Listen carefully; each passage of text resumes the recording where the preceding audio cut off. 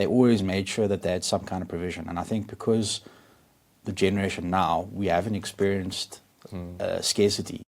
We are constantly thinking in abundance, and we think, okay, well, we're just going to be able to meet the next demand and stuff like that.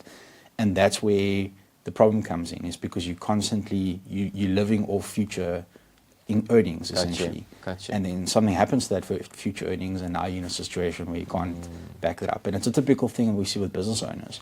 Many business owners are running into cash flow issues. It's not because they don't have assets.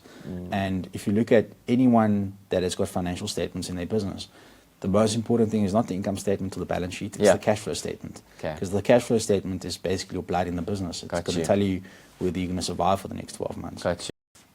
And so one has to always kind of make sure that, you know, are you, again, you know, if you're a business owner, are you invoicing quickly enough? Because you can't do a job and then only invoice in a week's time, because that means you're going to defer your payments and stuff. So it all has a knock-on effect.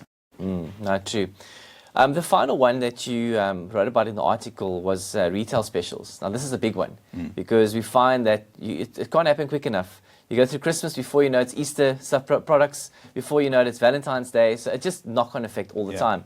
And so often, like you were saying, I think you mentioned the article about how we get triggered and how we get caught up in a system that's really there to actually promote buying. I mean, they obviously have a lot of people that are psychologists, they do behavioral, you know, sort of learnings about this.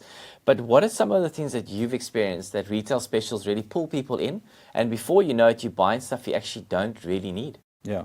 I mean, it's a typical thing if you set out your cash flow for the month ahead.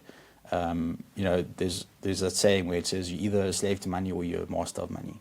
You can't be in the middle. So you're either telling your money where it's going to go, or your money is going to take control of you.